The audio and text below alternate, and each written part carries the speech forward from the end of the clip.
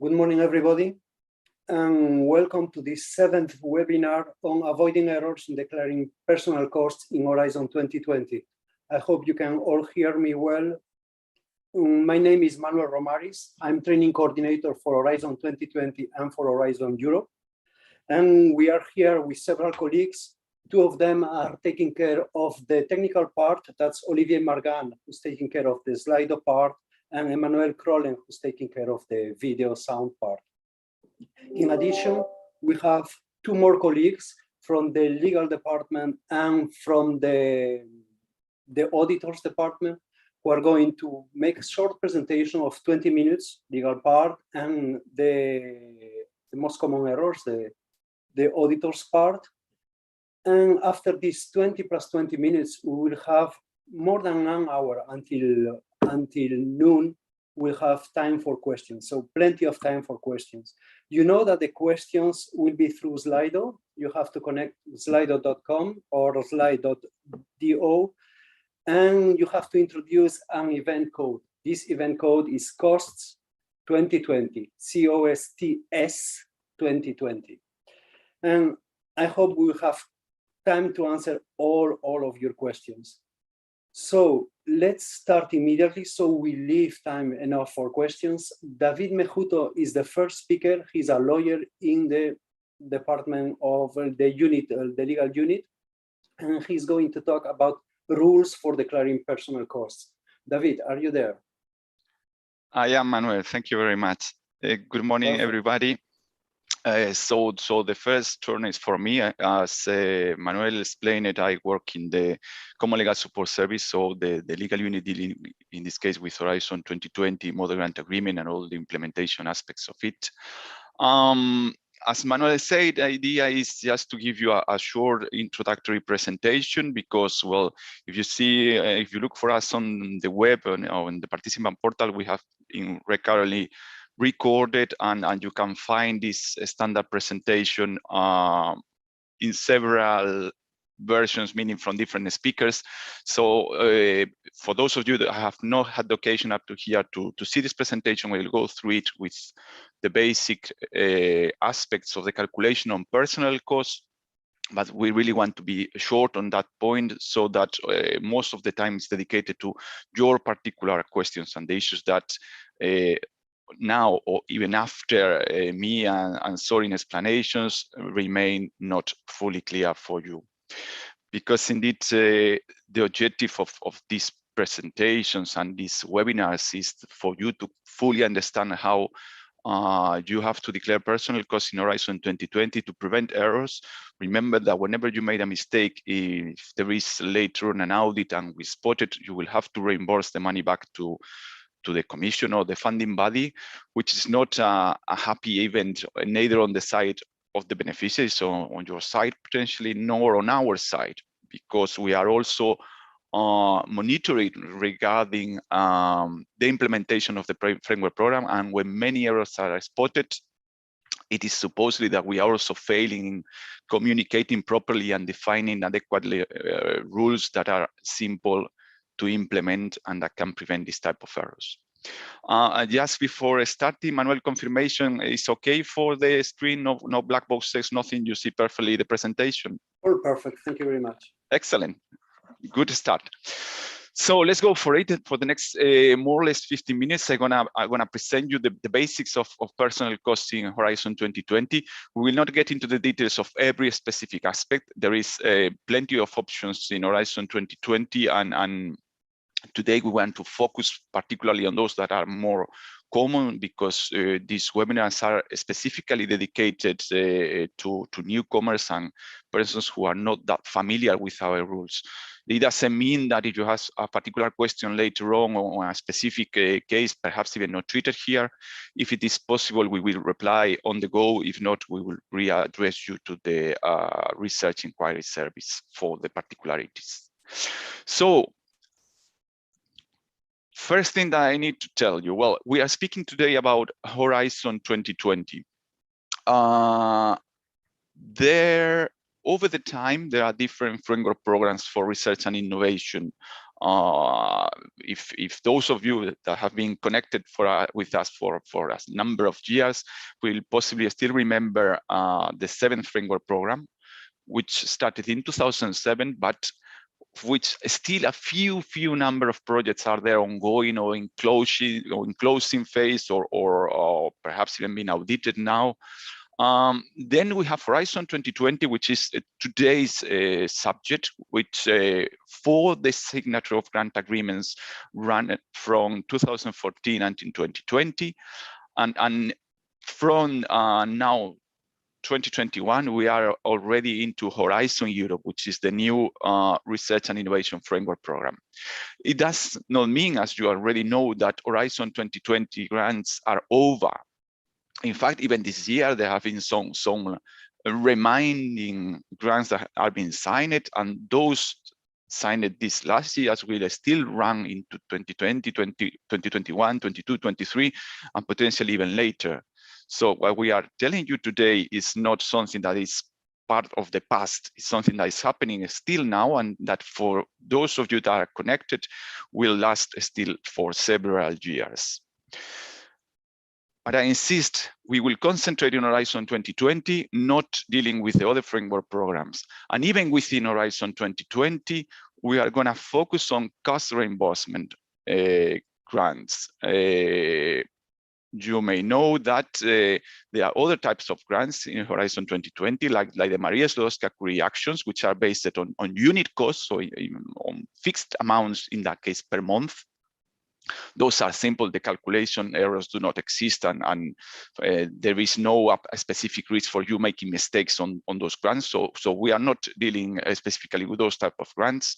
And similarly, we are not dealing either with lump sum grants today. We are concentrated on cost reimbursements, where really you need to do calculations and to know the rules that apply, in this case, to today's subject, personnel costs.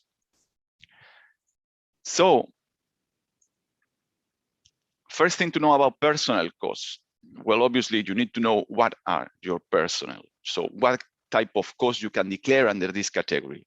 You probably know that the cost declarations are divided in budget categories. You have subcontracting, you have the purchase of services, and the main and the bulk of in most projects of the cost declared concentrates in personnel cost. That's also why we put a specific attention and do a particular emphasis on explaining these provisions on personnel costs. So who and what costs can you declare under the category personnel costs in Horizon 2020? Well, first and foremost, obviously your employees. Whoever is your employee, so works under an employment contract for you, the cost of this person are to be declared under the category personnel cost. That's the easy way. If you are a public entity and you have civil servants, those persons are also to be declared as personnel costs. But this category does not limit its scope just to employees. You can also declare as your personnel cost the cost of seconded staff. Perhaps for private entities, this is not so obvious, but I'm pretty sure that, for instance, if there are some people from universities today in this webinar, you are perfectly aware that in some cases, one university seconded a professor to another university, or vice versa. And this is the kind of situations in which you could declare as your own personal cost, the cost of the person who is seconded to you. It's not the same, by the way, that the cost of persons hired through interim work agencies. Those do not qualify as personal costs, will be normally purchase of services. So they are outside the scope of the calculations that I'm going to explain to you today. You can also declare as personal costs the cost of owners of the beneficiary, of the entity who signs the grant agreement, if it's a small or medium-sized enterprise, and if the SME owner or co-owner does not receive a salary paid under an employment contract from the company. That would not be then an employee, but still you can declare the cost of this person and the personal cost. And the last, and perhaps the trickiest category of persons or of staff that you can declare under personal cost is some consultants. So people who works for you under a direct contract, but who do not have an employment contract, but another type of direct contract with your company, with your entity. So I insist this is commonly known as consultants. For the time being, bear in mind that not everybody that you hire as a consultant can be charged directly as personal cost, even if in most cases they can be charged as such. So once you know who qualifies as personal cost, well, now you need to know, how do I calculate how much of the cost of these persons can I charge to the Horizon 2020 action? And it is as simple as you can see it now. The complexity of this calculation is that we have many possible options. So we have tried to adequate as much as possible the Horizon 2020 grant agreement and the different possibilities to the reality among our different beneficiaries. So there you see that we have a specific category for the SME owners, that we have the actual cost, where today I'm going to concentrate my explanations, and we also have average personal costs. If we focus on the actual costs, where I insist is most concentrated today's presentation, again, you see that the tree has several branches, so it's split between different options for the calculation. We have marked it there in blue the easiest way to calculate the personal cost, and this is where I'm going to concentrate now with explanations. You see a light blue on your left-hand side of the screen. That's about project-based remuneration. It's something that is relatively complex as calculation in Horizon 2020. I will make a remark in one of the slides about this situation and potential options, but today we are not going to get into details about project-based remuneration. It's not that commonly used, and we will need another half an hour really to explain all the details of this part. So we concentrate on the non-project based remuneration, which happens in most cases. So you normally get the same salary every month, or perhaps with the extra payment in summer and in Christmas. And there you see again that you have different options to calculate your personal cost. And that's what we are going to see now in the next slides. Initially, the calculation is very simple. To determine how much you can charge to your Horizon 2020 grant agreement, you simply have to multiply the number of hours that the person worked in their Horizon 2020 project by an hourly rate. And the hourly rate is already determined in the grant agreement. The formula, not the amount. The formula is determined in the grant agreement. So it's nothing that you need to invent on yourself, taking the potential risk of misinterpreting the rules. The grant agreement tells you how to calculate the hourly rate. So hours multiplied by an hourly rate, as simple as that. If we go into the hours, well, Horizon 2020, and this I say now and I will repeat several times during today's session, you need time records, you need timesheets. There is just the exceptional case with when the person works exclusively in one single Horizon 2020 action, where you could replace the timesheets by a declaration on exclusive dedication. Still, even if for those cases, it is, I would say that it's easier to keep timesheets, not to make the mistakes of using the declaration when it's not possible or not adequate to the situation of the person. So again, Horizon 2020, you need timesheets. Please, this is very important, because one of the main mistakes, and one of the mistakes resulting in the highest adjustments, so when we have to recuperate more money from the beneficiaries, is when they do not have these timesheets, or they are not reliable. So they are filled in by someone else, or not paying attention, or not reflecting reality. What do you need to put into these timesheets? You need to record there the number of hours that the person worked in the Horizon 2020 action. We don't care about the rest of the time of the person, so you don't need to have timesheets for all the activities of the person, but you must have them for the time that the person worked in the Horizon 2020 actions. And I insist, in those timesheets, you cannot record budgeted time. So saying, well, as in the budget, I say that I will work 50% of my time. Every month, I'm gonna put 50% of my hours, regardless of the reality. That's wrong. It's gonna be unreliable time recording system. You will end having to pay back in 2, 3, 4 years time, the money that you received unjustifiably based on those unreliable timesheets. So no budgeted time, no estimated time. It's not about guessing. It's not at the end of the year, 31st of December, rather than having some drinks with the friends, I start filling in all the times is for the year, for the hours worked in the Horizon 2020 action. This guessing estimation is not acceptable either. And it's not about time allocation either. So a bit with the example that I gave you for the contract, even if my contract says that I will work 20% in project X of Horizon 2020, I cannot simply repeat this 20% into the timesheets without this reflecting the reality. The timesheets always must reflect what the person actually worked in the Horizon 2020 action. So now we have the number of hours worked in the action. Now, then we need, what do we put for the hourly rate? How do we calculate the hourly rate? And again, the calculation in itself is very intuitive. I insist it's defined in the grant agreement. It's nothing that you need to invent on your own. So the hourly rate is calculated by dividing the personal cost by the productive hours. That will give us the hourly rate that we will multiply by the number of hours worked. And what do I put into the personal cost?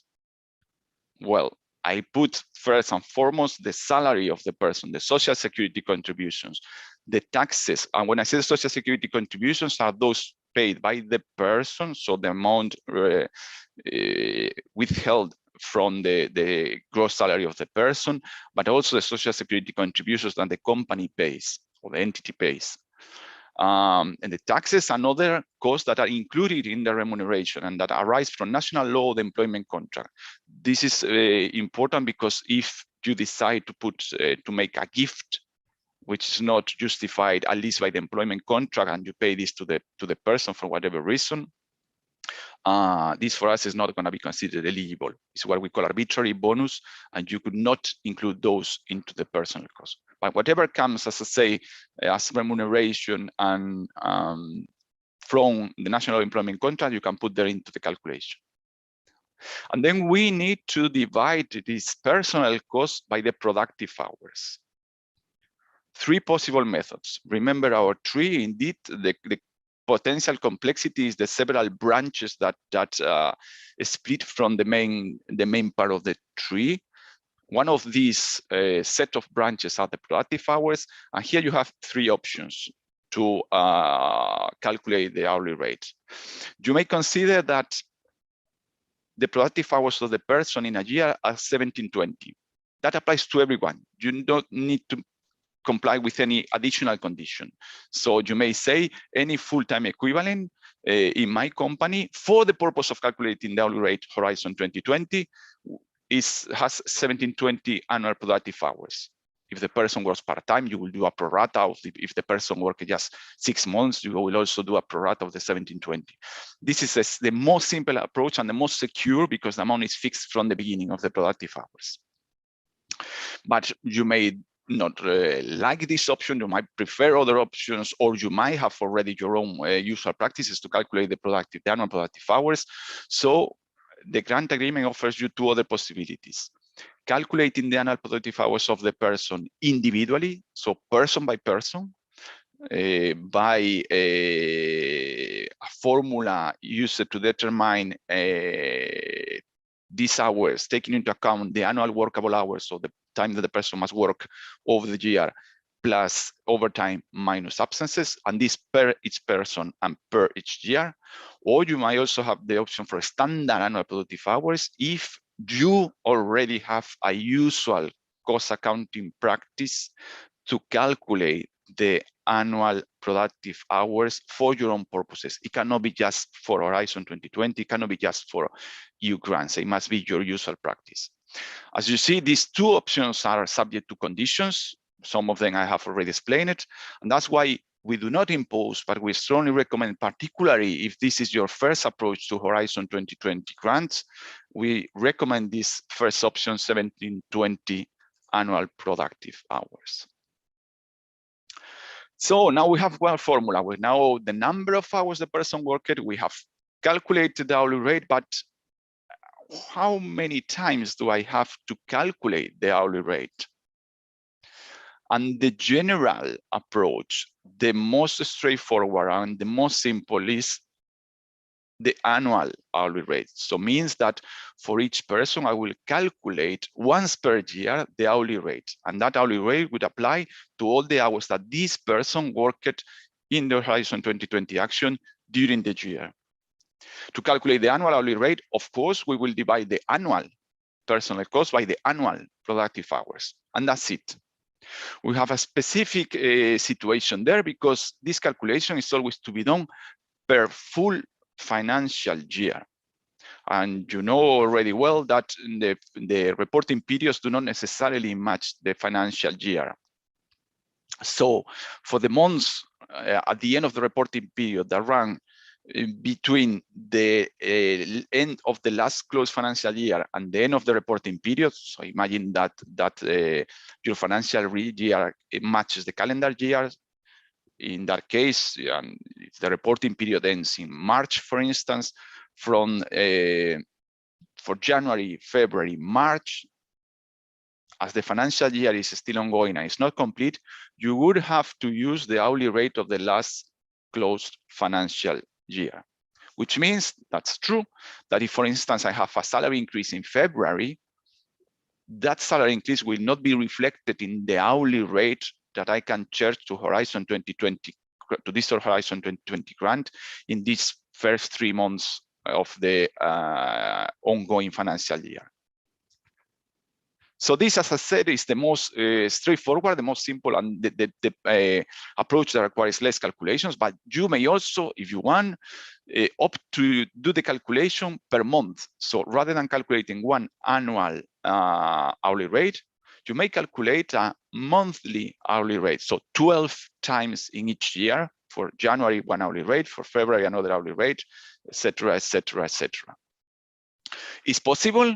The grant agreement tells you how you can do that because it's subject to some specific conditions. We will not get into the details. In this second approach, of course, if I have a salary increase in February, from that moment on, my hourly rate will be automatically updated because of this monthly calculation. But I insist, it's 12 calculations per year rather than one. And there are specific conditions, particularly about extra payments like the Christmas pay, if you have it, or the 13th salary, that largely complicate the calculation. And then, once you have done all these calculations and you know how much you can charge per hour to the Horizon 2020 grant, and you are multiplying these hourly rates, this per hour, by the number of hours working in the action, you must be careful with two ceilings that apply on the amounts that you can charge to Horizon 2020 action. The underpinning reason for these two ceilings is that you can never charge more cost in a year to EU grants than the total personal cost of the person. Okay, so if my salary, my personal cost at the end of the year is 20,000 euros, you can never charge more than 20,000 euros in that year to all EU grants in which I participate during that year. And to prevent this situation, we have this, what we call the double ceiling, which is very simple, you will see. First, you can never charge in 1 year for one person in all EU grants together more than the total number of annual productive hours that you used for the calculation of the hourly rate. To put it simple, if your option for the calculating the hourly rate was 1720, as we suggested, you can never charge in that year, in 1 year, more than 1720 hours to all EU grants altogether. Otherwise, you will be making a profit because you will be charging more than the total cost.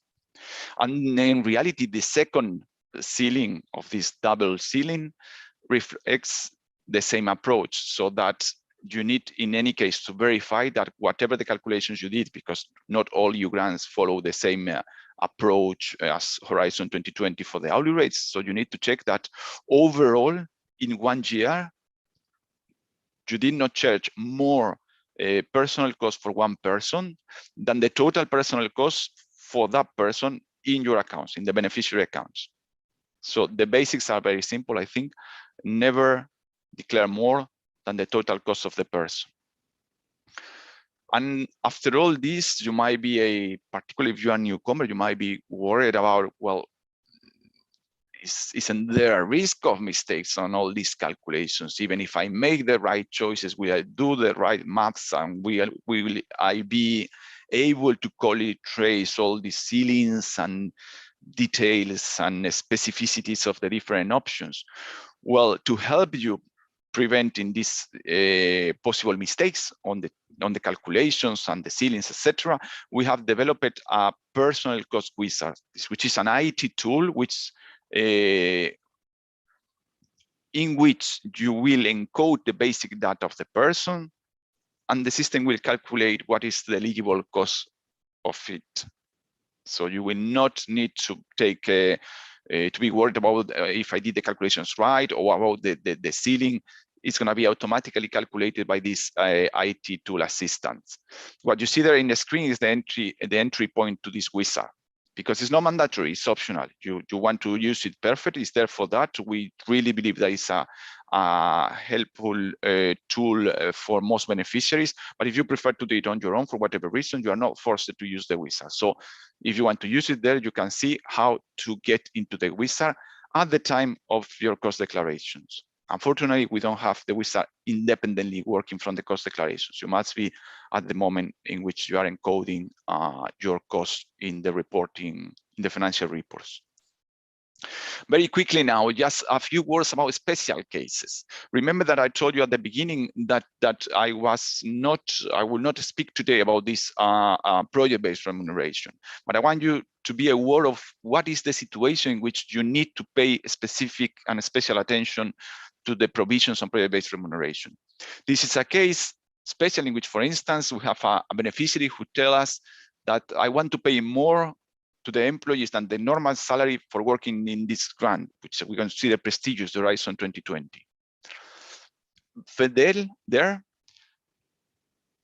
What you cannot do is to pay more only when the person works in European Union grants. That is forbidden. So we know that we don't accept it. You can pay more, but we don't accept it as eligible cost, okay? But it may happen that your usual remuneration practice is to always pay a higher salary when, for instance, the person works in international, prestigious, competitive grants. That would be a case in which you will be under project-based remuneration, okay? There is when you really need to pay attention to the rules on project-based remuneration, which, as I said, it will take us at least another 20 minutes to half an hour to explain, so we will not get into these details today. There are other trainings recorded, and there are the explanations in the annotated model grant agreement. So don't worry, you are not alone. You think that you are in that situation. We, of course, are there to help you, but it's not into today's presentation. But I wanted you to bear in mind that if you are paying more than the normal salary of the person because of the participation in the project, you might need to pay attention to these project-based remuneration provisions. Two other small particular cases. You remember that I also spoke to you at the beginning about the case of the SME owners of entities who are beneficiaries in One Horizon 2020 grant agreement and who do not receive a salary from the company resulting from an employment contract. So SME owners who are not employees of their own SME. In that case, the grant agreement says that these persons must use a specific SME owner unit cost. It's a fixed hourly rate. So the commission tells already in the grant agreement to these persons, this is the hourly rate that you can charge. They don't need to do any other calculation. And in some cases, it might be more or less interesting from a financial perspective, but it's not an option. If the SME owner participates and does not have a salary resulting from an employment contract with her or his own company, they must use this SME owner unit cost, which I insist is an hourly rate already fixed in the grant agreement. And then the last point that I named at the beginning as personal cost is the case of consultants. So persons who work with a direct contract, so a contract between the beneficiary and the individual person, but for which this direct contract is not an employment contract. In those cases, often they can still be charged as personal costs, but there are several conditions for that. And there I suggest you to check the conditions in the Article 6282 of the grant agreement, because in some cases, in particularly when they do not work and the conditions similar to those of an employee in your company, they might have to be declared as subcontractors or purchase of services. So there are specific conditions for these consultants. So I'm coming to the end of my presentation, and I think that the most important document, besides of course the grant agreement, that you need to be aware of in Horizon 2020 is the Horizon 2020 annotated grant agreement.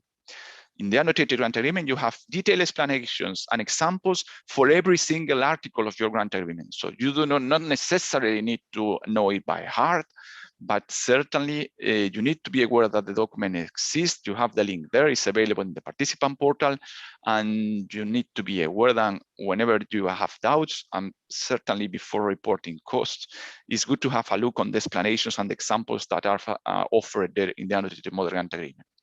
We also named here the online manual, particularly for the issues related to procedures. And after checking these two documents, which are the same that we use, some issues are still not clear for you. You have the national contact points, which are specific persons nominated to help you at national levels. So these are persons in your country who know your particularities and your language also. And you can also contact us directly via the research inquiry service, where your questions get to people like me and my colleagues who are the experts on the management of Horizon 2020 grants. And we will provide you with a reply in writing via email. And that's it from my side. Manuel, I give you back the floor so Sorin can go on with his presentation. Thank you very much. Thank you very much, David. You still have, well, you still have some work for us. You have plenty of questions, but we will go first to the presentation of Sorin, and after we go to all the questions all together, okay? So since we are talking about presentations, if you go to the event page, you will see that the two presentations are already there, and they will be there for a lot of time. There is also an agenda there. In the agenda, you will see that the chair was supposed to be Peter Hardwich. Unfortunately, Peter cannot be present today, so I'm replacing him. And also, you will see that in the YouTube live stream page, there will be the recording. So we are recording that, and even if you want to check again and again this video, you can always come here, check the presentation, check the video again. So, saying so, the next presentation is avoiding errors in declaring personal costs in Horizon 2020. The speaker is Sorin Serban. Sorin is auditor in the Common Support Center. Sorin, the floor is yours. Thank you, Manuel. Good morning, everyone. I will, first of all, can you hear me properly? And can you see the presentation as well? We can hear you and we see the presentation. Yes, perfectly. Thank you. So the presentation is about Horizon 2020 personal cost and how to avoid errors in declaring costs for Horizon 2020 grants. You will see that we will refer to many of the slides of my colleagues before. First of all, just an introduction to auditing in general and to errors. Why do they occur? Of course, this could be because of misunderstanding of the rules, which is one of the purpose of this webinars is to avoid and to try to help in this respect. Lack of attention to the detail of the provisions in the grant agreement, and for this, I think the reference to the annotated grant agreement and also the additional resources, including the indicative audit program, may help in that respect. And of course, could be as well the intentionality as part of the errors. The consequences of errors are for beneficiaries, of course, the non-use, the non-optimal use of the funding available, and eventual recoveries also following audits or detection of errors. For the European Commission services in general, there is one of the consequences is the scrutiny of the budgetary authority and the European Court of Auditors, an increased error rate, and an increased ex post efforts if necessary to tackle this, and of course some further corrective measures. So as you may see, and as also explained previously by David, there are a lot of consequences of the error, so we will try to avoid them, and the purpose is to give you the elements to avoid them to the extent possible.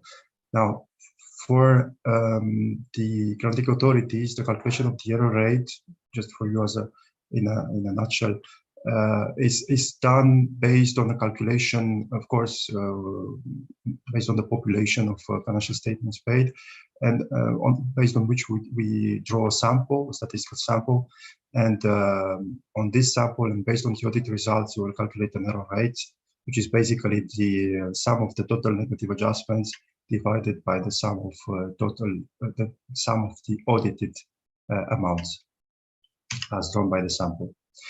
This will be taken into account for the assurance elements.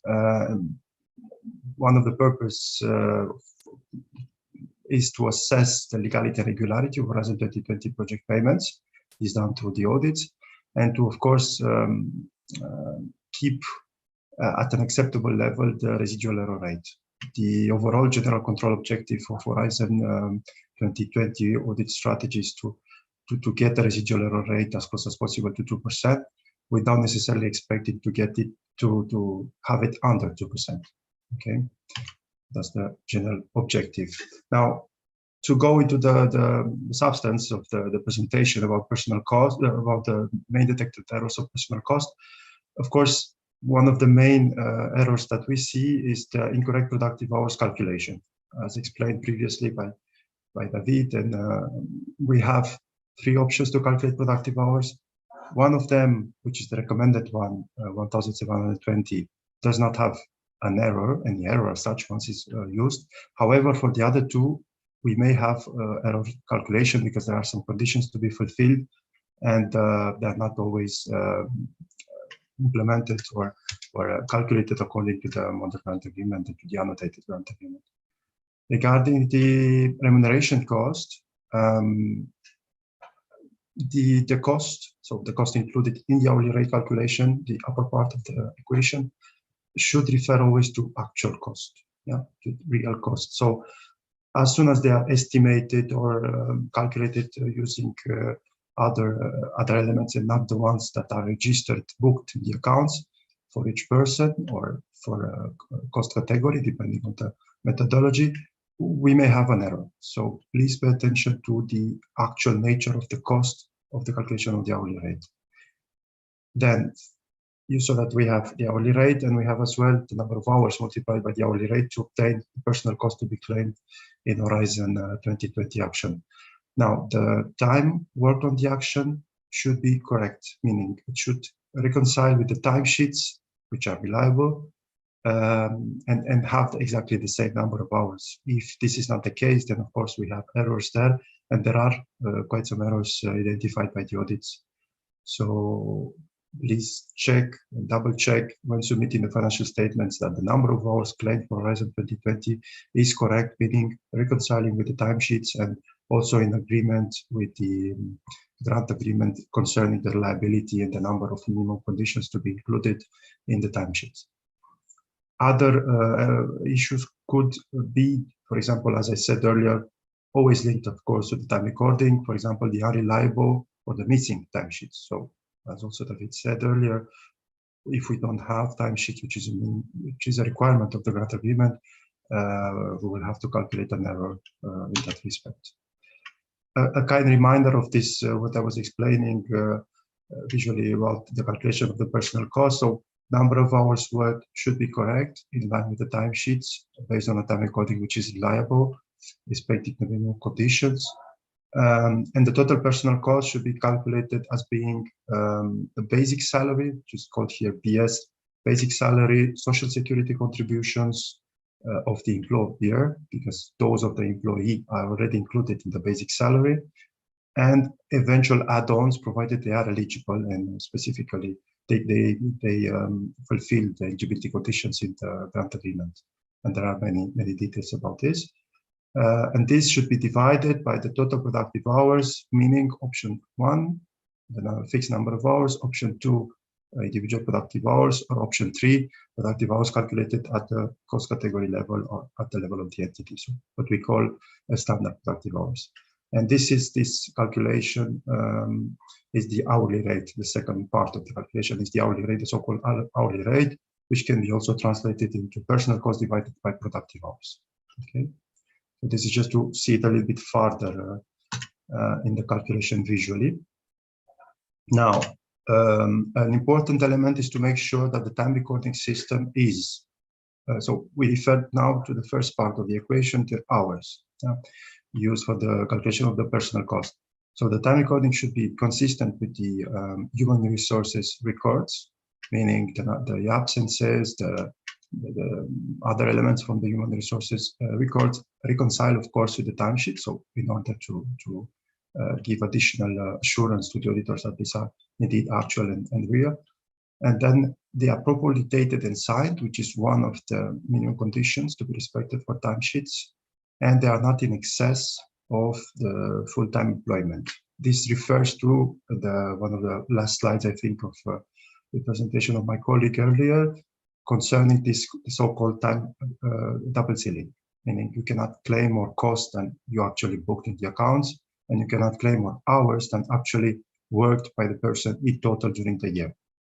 In a nutshell, for example, if you use option 1, you cannot declare 1,800 hours. Yeah, you have to somehow declare either only 1,720 hours or adapt the hourly rate calculation to avoid reaching the double ceiling. And then to have sufficiency in terms of information, and here you have clearly explained in Article 18 and its annotation of the annotated grant agreement, the elements to be fulfilled by the timesheets. Okay. Then the next part would be to make sure that the numerator is correct. So this is the personal cost that we talk about, basic salary, social security contributions, etc. In order to check that, you will have to be sure that the eligible personal costs include the salaries, as said earlier, the social security contributions, the employers one, because the employees one is included in the brute salaries normally, and the taxes and other costs included in remuneration if they arise from national law or the employment contract. Okay, so this refers to these add-ons. Pay attention here, because the source of error is to include ineligible items, and they are listed in Article 6.5 of the grant agreement. I will not go into the details, but it is very clear there. And any cost included in other project categories, for example, indirect cost or daily travel allowances, for example, that are also declared as travel costs. So, of course, this is to avoid double claiming of the same cost. So please check on your on the project accounting you have on your calculations that you don't take into account the same cost twice. It's basic also financial management principles. Regarding the denominator, so the productive hours, the down part of the calculation of the hourly rate, advised to use the number of fixed 1,720 hours. And there is also even, you have to use this option if the employment contract does not specify the working time conditions, or if the so-called annual workable hours, which is the basis for calculation of productive hours, cannot be determined. So we go a little bit further even here. This is very well explained in the annotated grant agreement, but please also pay attention to this aspect, which may apply to you if this is the case. For the other two options I said, individual and productive hours, in general, the formulas to calculate individual and productive hours should be should be respected, meaning to always not forget to take into account the overtime or, of course, the absences as well. So to have a proper calculation of the individual productive hours. For the standard annual productive hours, always to check the minimum threshold of 90% of the standard workable hours. And there are some other conditions as well, like consistently applied and so on, usual accounting practices. So please pay attention to also the other condition. That is why the advice is to go for the first option, the fixed number of hours, because the others will have additional conditions. So in case you use the others, please pay attention to these additional conditions. How to avoid errors, some hints, some advices from our side, from the audit perspective.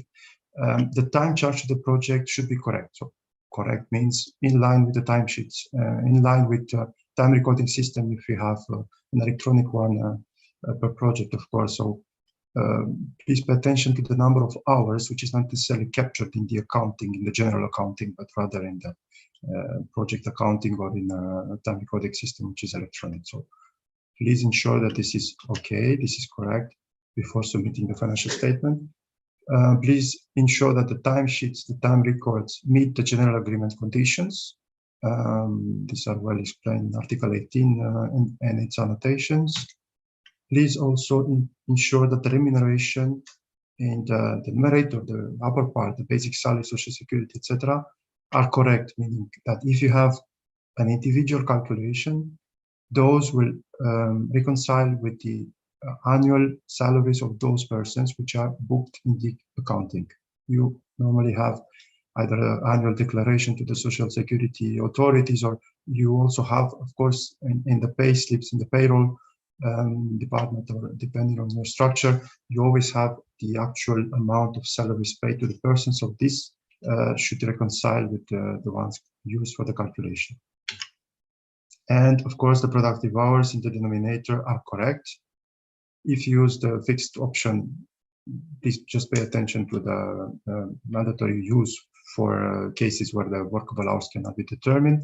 But for the other two options, there are some conditions to be fulfilled. So please explain them. There is even in the annotated grant agreement a big table with all the possibilities on these productive hours options. And what will happen, for example, if the auditors found that some options, some conditions are not fulfilled. So this is explained there, and also, of course, in the indicative audit program.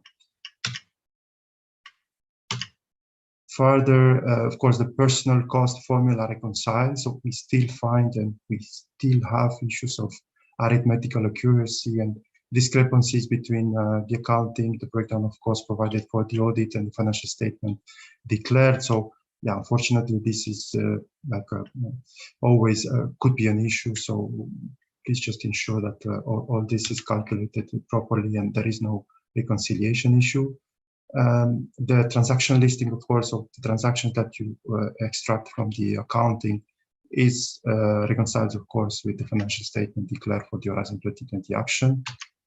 And the employment contracts are in place, meaning that, as also my colleague previously mentioned, we expect that all the costs of the employees are costs for employees that have an employment contract with the entity, with the ODT, with the beneficiary signing the grant agreement. If this is not the case, there are further provisions that should be fulfilled, meaning if you have another entity, like a mother company or another entity of the group and so on, maybe for you this is normal practice to use the other the personnel from other entities, and you have elements in place. But in that case, you should pay attention and declare this cost in the right with the right eligibility criteria, meaning either income contribution. I'll not go to the details, but I really raise your attention here because there are many errors detected for this.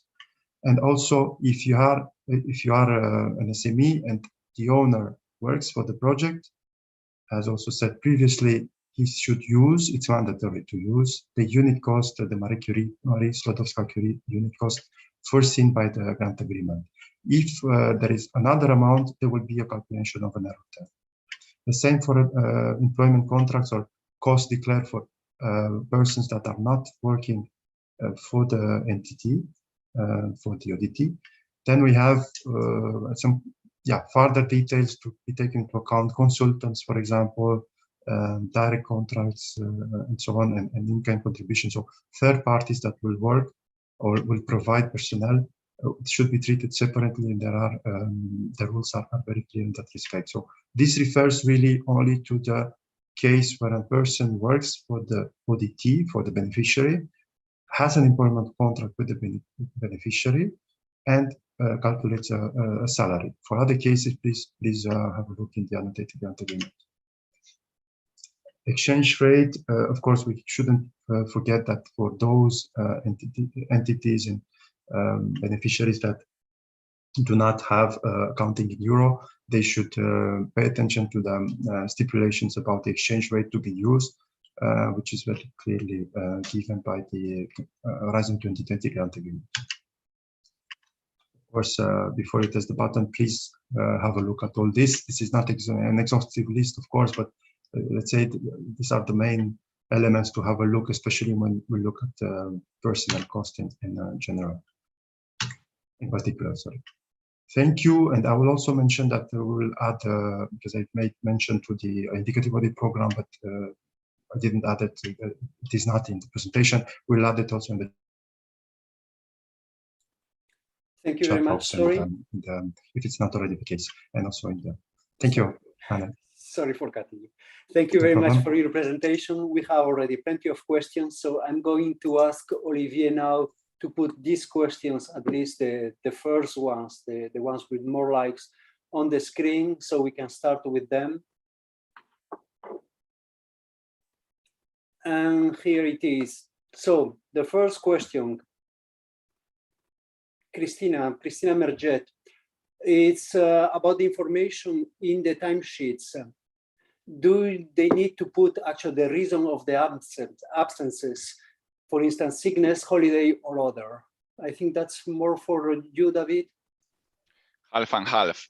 So first of all, in the timesheets, we do not need to see absences. I insist the timesheets, the mandatory requirement for timesheets is you need to record all the hours worked in the Horizon 2020 action. Now, and then I will pass the floor to Sorin to complete, but a typical thing that the auditors do is to see, well, you say that this Friday you will working. Let's see if there is no an absence justification because you were sick on that Friday, for instance. So one thing is not immediately related to the other, in the sense that in the timesheets you do not need to record absences, but as Sorin explained it must be the reality. So probably there's going to be later on checks to verify that what you put in the timesheets matches with the real absences. Sorin, something to say there?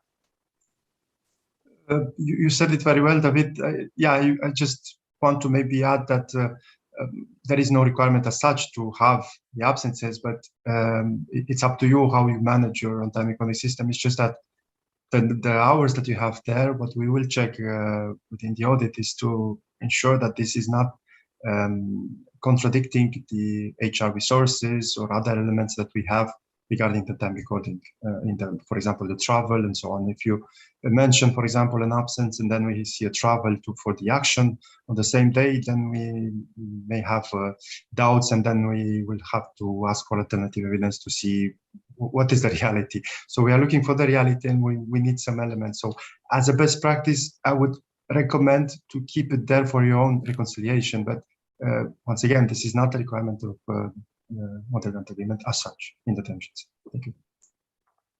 Thank you both. We have a question now from Carlos Torralbo. It is necessary to reflect the specific tasks performed by the worker in the timesheets?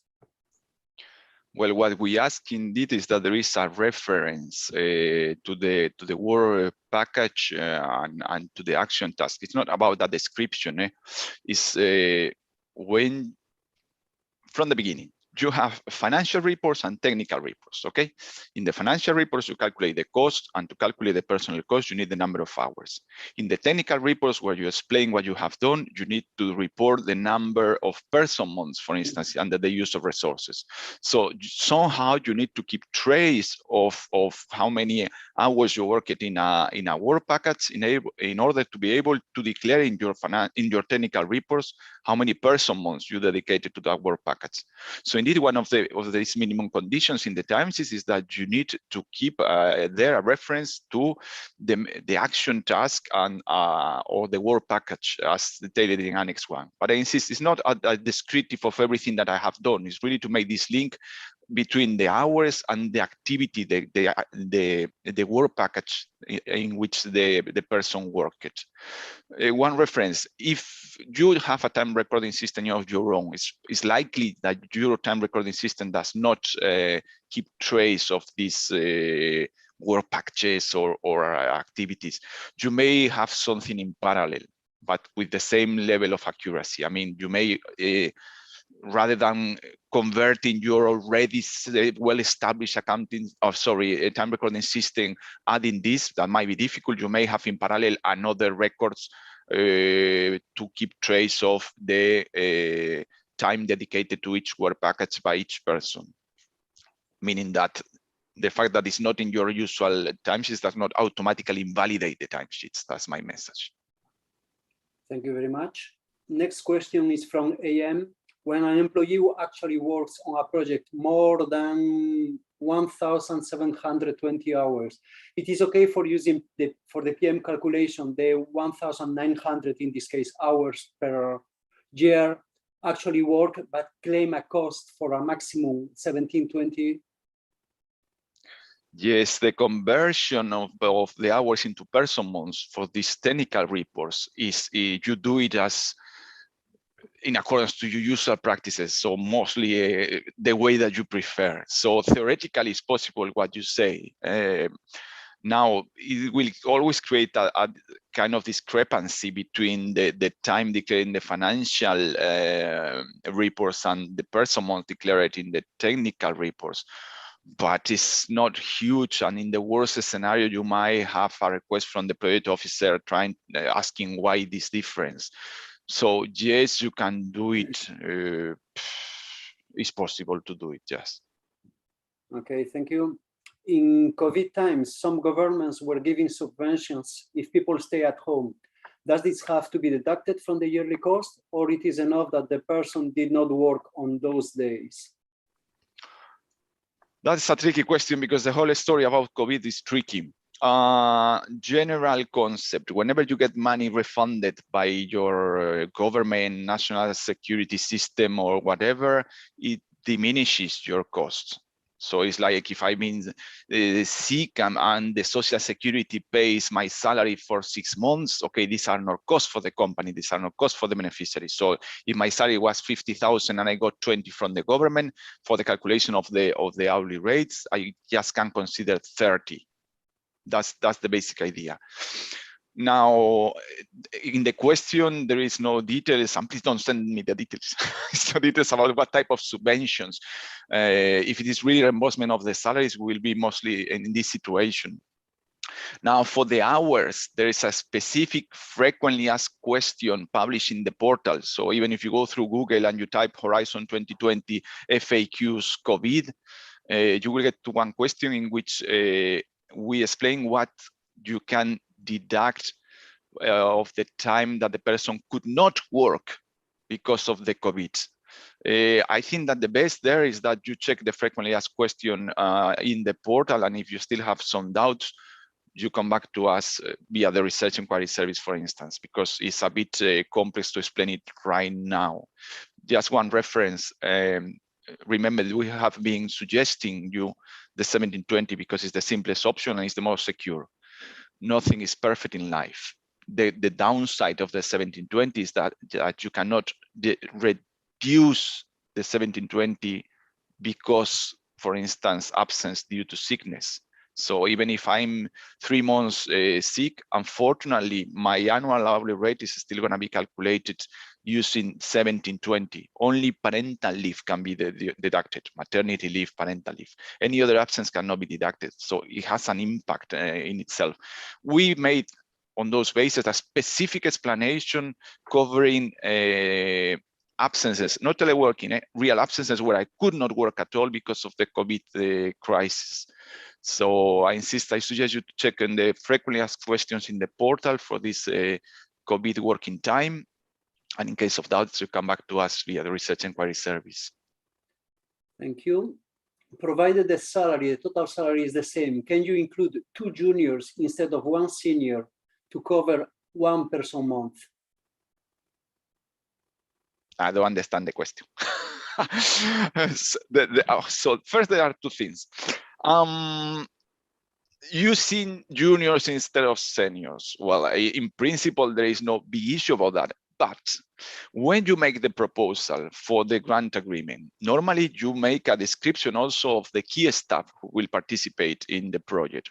And frankly, you may imagine that the key staff is also taken into account when deciding on, when evaluating the proposal. So it's one of the elements that at the end leads to the decision to award the grant to this project and not to this other, because a magnificent idea needs also magnificent people to put it in practice. So if you say in the proposal that it's going to be a Nobel Prize who will do the work, and this is taken into account the evaluation, and you get the grant, and eventually you have 2 students doing the work rather than the Nobel Prize, that could be a problem. Yes, indeed. You will certainly need to justify, and you may find the worst scenario that the amount of the grant might be even reduced because you didn't do what you said that you would do with the people that you say that you would do. Now, differently is okay. I have one experienced person who was supposed to work in the action, but part of the activities now are done by 2 junior people because whatever, the person has been sick, or in reality is not necessarily such an expertise, or these junior people are brilliant workers and they can do it instead. So at the end, what I want to pass you as a message is that you always declare the reality. If there is something wrong there, you will be asked to justification. And I insist in the worst scenario, when something really big happened in the bad sense, there might be impact on the grant agreement, but you always have to declare the reality. And I think that's the answer, Manuel. Okay, thank you very much. If we have somebody here who works in 2 projects, 2 Horizon 2020 projects, actual costs and lump sum, how to calculate the double ceiling in this case? That's a very good question.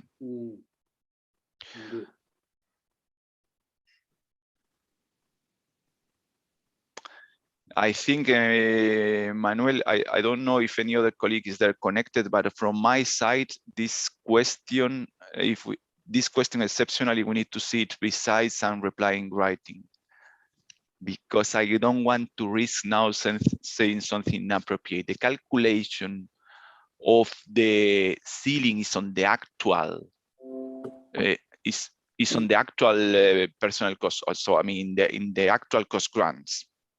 Now, what it cannot happen is that there is something unrealistic in the lump sum grants. In principle, there is no direct impact, but it cannot lead to an unrealistic situation in which you charge 17-20 hours, for instance, to actual grants, and on top the person claims to be working in a lump sum grant.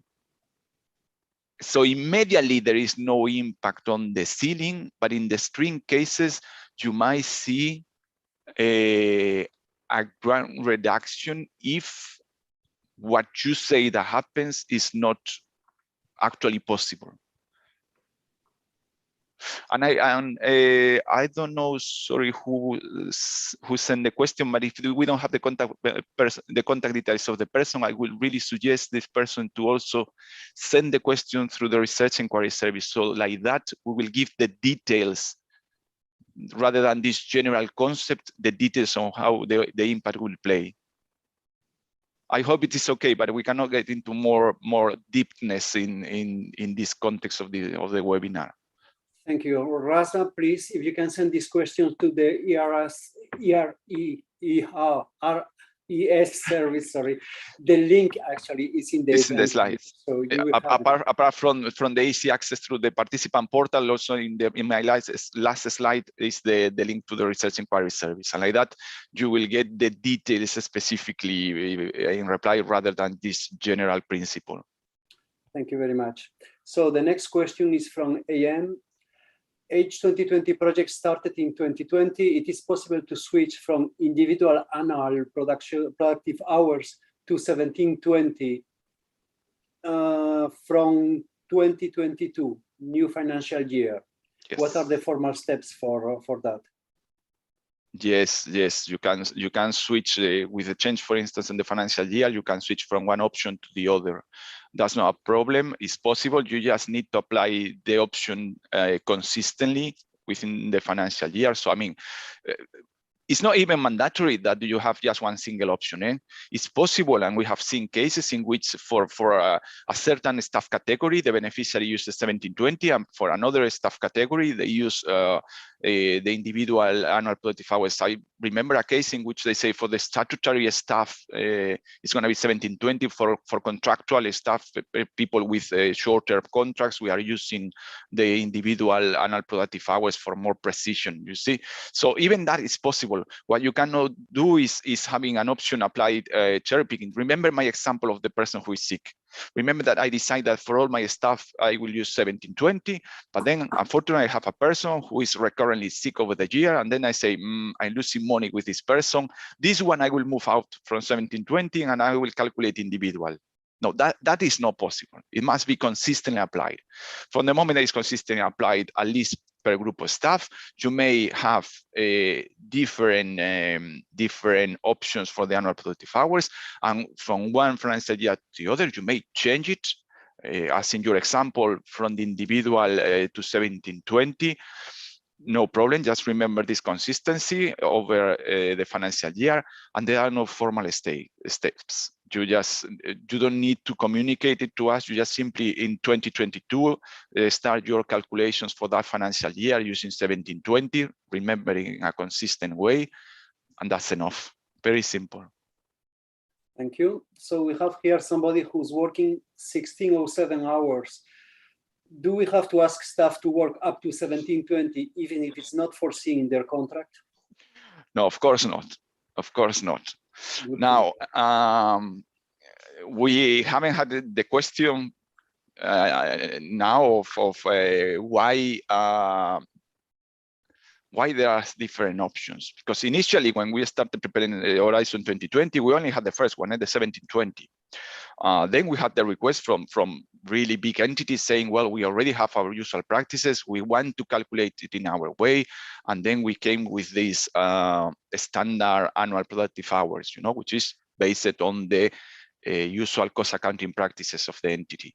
But then indeed, in some countries, 1720 annual hours are more than what they normally work.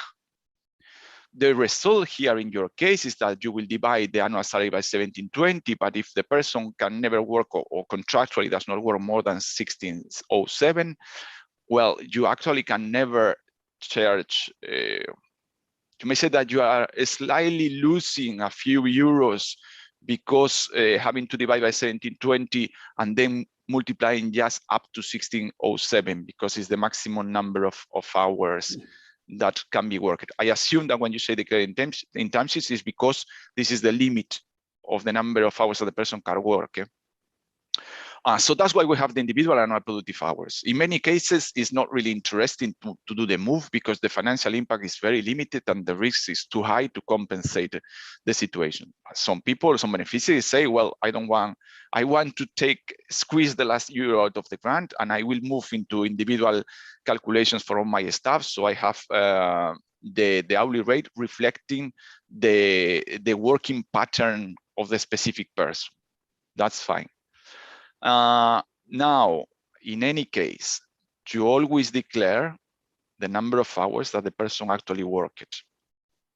I mean, if the person worked in 1607, you cannot declare more than 1607. That's it.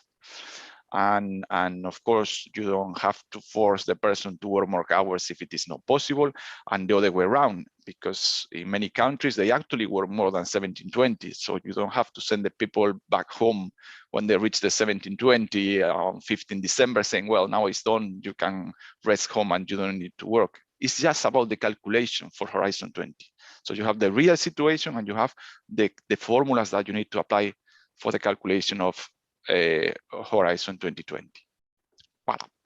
Thank you. So the next is about parental leave, which may be deducted from the 1720. What is the meaning of this may? Can or cannot be deducted? It's a good reflection, that one. It's true that many of the mays are on the side of the commission. The commission may or not may. In this case, it's you as beneficiary. Logically, the logic is that you will deduct it because this will increase your hourly rate, so implies a higher funding. But we left it like may because some may don't want to do it. I don't see very much why, but some may not want to do it, this deduction, and adjust the calculation. And it might look a bit silly, but if we say the beneficiary must deduct, and then we go in an audit and we see that the beneficiary did not do it, that would be an error. And so that's why we left the may in good logic. So you can always do it if the person is in parental leave and you use 1720, you may deduct. So you are entitled to deduct this number of hours in parental leave from the 1720. If you don't want to do it or you forget to do it, no problem. That's not going to be an error. It's simply that you will get less funding than the maximum that you could reach, because, as I say, by not deducting the parental leave, well, you don't benefit from the increase of the hourly rate. Your annual personal cost divided by the annual productive hours. If my productive hours are lower because I remove the parental leave, my hourly rate is higher. So it's in your interest to deduct. But if you don't want to, you forget, at least with the may, it's not a problem. It's not a mistake. Thank you. And timesheets, how do we sign timesheets now in Corona times, since we are working from home? Is electronic signature enough, or do they need to sign in paper? The question is, okay, no, okay. The wet signature. Sorry, you want to start with this one? Yeah, well, it's the same actually. Are timesheets with a wet signature required, or will an electronic signature suffice? I can give it a try. Yeah, thank you, Sorin. So David can rest a bit. Yes, can take some water. Yeah, so for this, we have indeed, I think there is a specific legal FAQ for COVID, which you can find it, of course, using legal FAQ for Horizon 2020, which says, if I remember correctly, that, of course, you can use these electronic timesheets to have it with an email sent to your supervisor and with an acceptance, and once the situation goes back to normal, to have indeed them properly signed as they are required to. Thank you. Thank you very much. So a company decides to pay an end-of-year bonus to all employees for all categories for their good work and results. Is that an eligible cost? So it depends. It depends. I quickly named the principle of the objective conditions so that we cannot accept arbitrary bonuses. This means, imagine that at the end of the year, the boss has a Santa Claus syndrome and decides, well, it was a nice year, we have some potential profits here. Okay, let's make a gift to all people. Well, that would not be eligible because there are not objective criteria entitling the persons to receive this bonus. Obviously, in my example, it's a sort of bonus. This gift is not a bonus that derives from national law. It's not a contractual bonus. I feel like Santa Claus and I want to distribute this money among my workers, which is fantastic. Do not refrain from doing that. This is good for the spirit, but that would not be an eligible cost. Differently, if you have a system established in your entity saying, well, I don't know, at the end of the year, depending on the objectives reached by the company or even global or individually, the personnel may receive that amount under these conditions, then it would be eligible. You see, so it's really something to be seen on a case-by-case basis. But remember the rule of thumb: if you have objective conditions saying, defining, by the way, in writing, not in the mind of the boss, so something that can be verified by my colleague Sorin. If you have objective conditions defined in writing, saying who can get how much, when, under what conditions, then well, for as far as you respect your own rules, the cost will normally be, this bonus will normally be eligible as part of the hourly rate. If it's really something out of the blue, arbitrary, decided on the spot, even with the best of the intentions, for us, it will not be eligible. Thank you. The next question is how to report costs for temporary lease personnel. Is it correct to declare those under other costs and services, or it is personnel costs? My problem with this question is that I'm not sure what temporary lease personnel means. So I'm gonna tackle the two potential situations.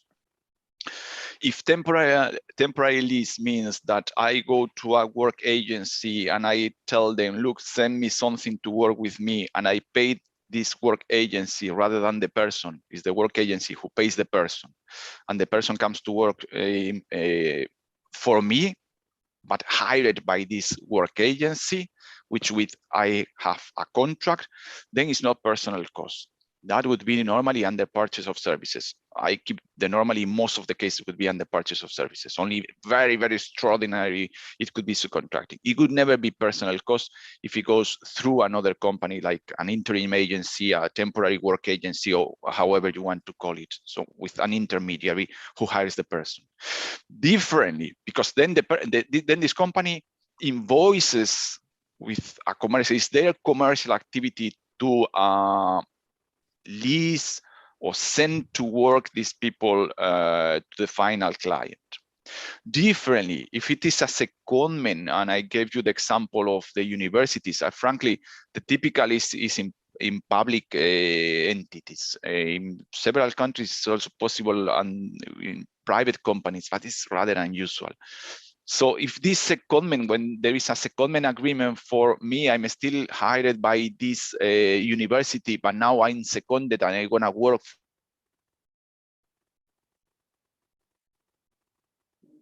David, we cannot hear you anymore. You are muted.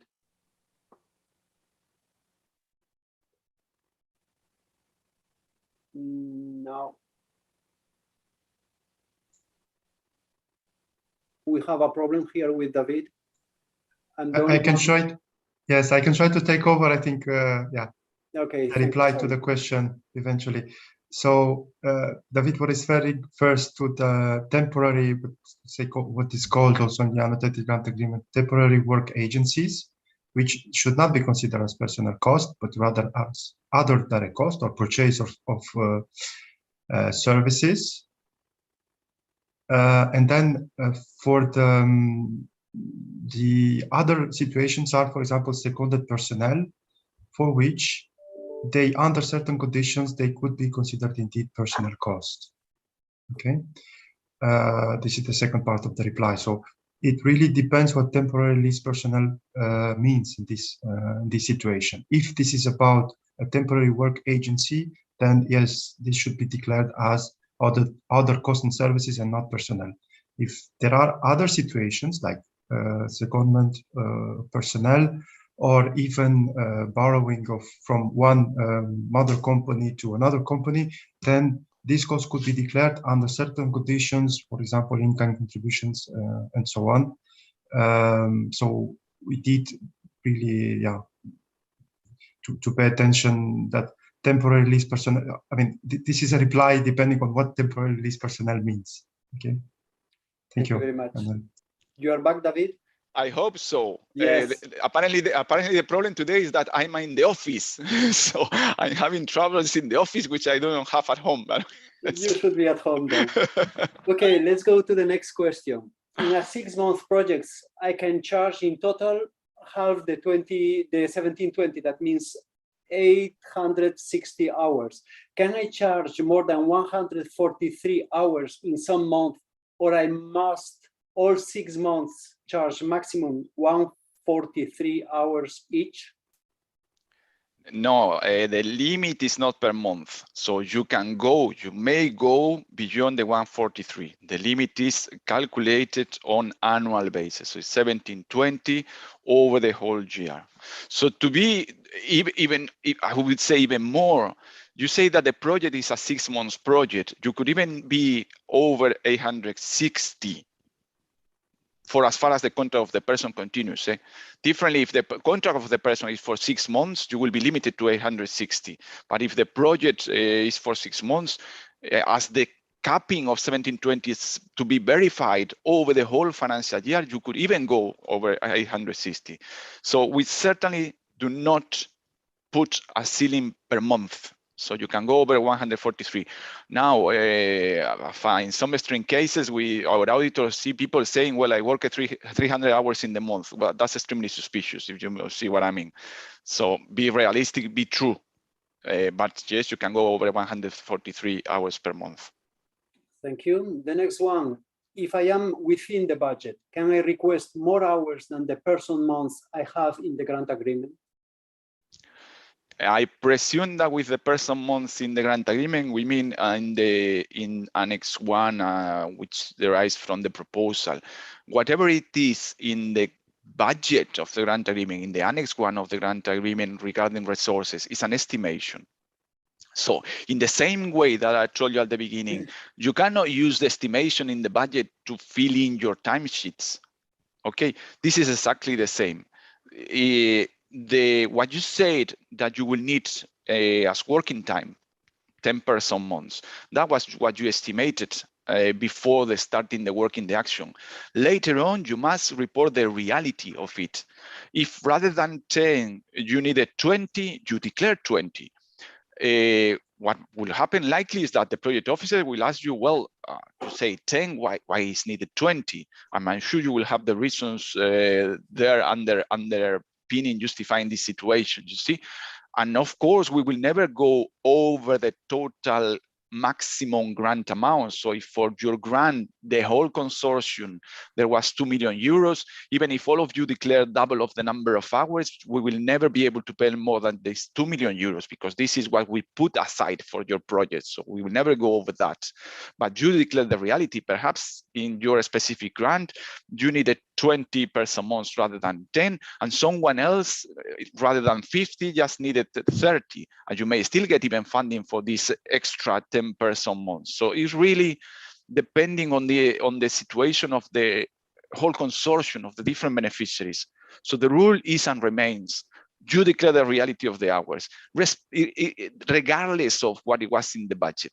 You go into the reality, and if something is strange in what you declare, we will ask you, well, what was the problem or what was the situation? Why this deviation? But it's not grown in itself at all. Thank you. The next one, if an employee works in 2 different projects, Horizon 2020 and Interreg, should there be 1 timesheet per employee with all hours together, or 2 timesheets for each, 1 for each program?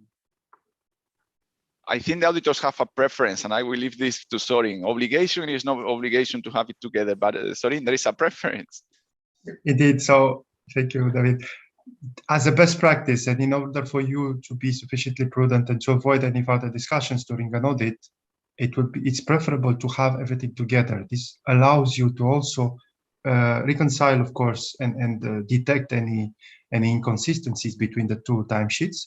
And most probably it's easier to manage for you, provided that the timesheet is acceptable by, and I think it is the case, it's acceptable by the 2 type of eligibility, let's say, criteria of the 2 type of funding. So there is no requirement as such by the grant agreement, but as an auditor, I will strongly encourage you to do it in one paper, in one place. This allows you to ensure consistency of the hours, and it's easier to manage. So instead of 2, you do only 1.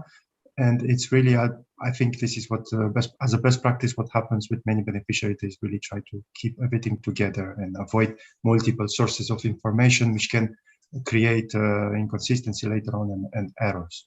Yes, thank you. Thank you, Sorin. The next question, you have answered it already, David. Does the timesheet need to be signed? Do you want to come over or we go to the next one? Yeah, that's a tax declaration need to be signed. A document that is not signed, it has no value. So it doesn't mean necessarily that it has to be on paper. You might have electronic timesheets with password and usernames, and then it be signed electronically, but yes, they need to be signed. And they need to be signed not just by the worker, but also by the supervisor. So there needs to be a cross-check. There are, well, two small reference. One, in the annotated model grant agreement that I showed you the link in my last slide, we have the minimum conditions for the timesheets, including the signature of the person and the supervisor. But we also have a model. It's not mandatory for those of you who do not have as usual practice to have timesheets. There is a model example of time record of timesheet that is acceptable for Horizon 2020. So if you get into the model, you'll see extremely simple. But summary, yes, of course, they need to be signed. Thank you. The next one is about hour rate. The hour rate for a natural person with direct contract is higher than an employee hour rate, but there isn't an employee that carries out similar work. Is this admitted? So I think that you have in the indicative audit program some specific tests for the deviation verification of the. By the way, for those of you that are not aware, one of the conditions to accept consultants, so persons with a direct contract other than an employment contract as personal cost, is that the remuneration, the salary of this person should not be significantly different from the remuneration of an employee performing similar tasks. So that is the reason for this question.